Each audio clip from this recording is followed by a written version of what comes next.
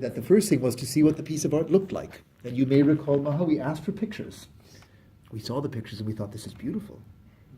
So we know we would like it as a Middle East center, but what would the college say? And in typical university fashion, it was referred to a committee, chaired by the warden, known as our management executive team, who also looked at the pictures. They rather agreed with us. This is a beautiful painting. But being a college that's responsible, it was next worried about the insurance implications. So we had to address the questions of insurance only when we were satisfied that we were aesthetically pleased, politically correct, and insured.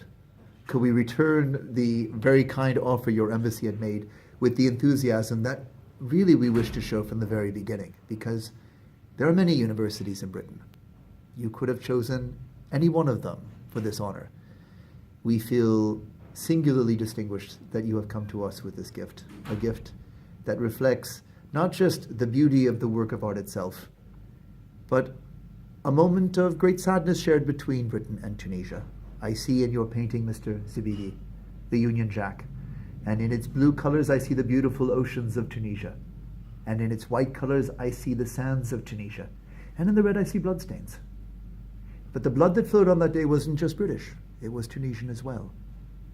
And so it is a day of sadness that binds these two countries in a way which has been remembered in words of peace and harmony in your title, rather than in hatred and defeat, which is what those who instigated the attack had hoped to provoke.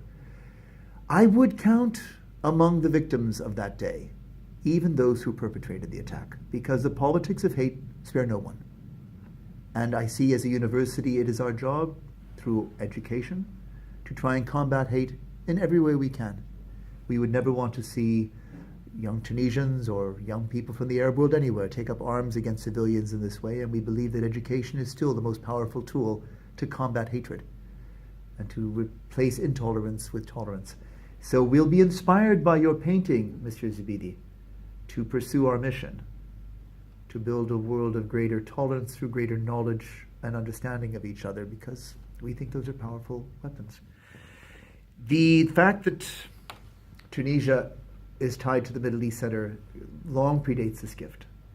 And I think of the affection in which our founding director, Albert Hourani, held your country. His brother, of course, worked for many years, Cecil Hourani, with your founding president, Habib Bourguiba. And my colleague Derek Hopwood wrote a great biography of Habib Bourguiba. We have, through Stephen Day's daughter, been able to manage a fund that turned a beautiful house on your lovely island of Jeddah into a research fund to allow Oxford students to come to Tunisia to advance knowledge of your wonderful country by living and working in Tunisia. And having some of our current students like Rory with us goes to show that this tradition is alive and well. I think actually stronger now since 2011, since your wonderful revolution, since your remarkable democratic transition.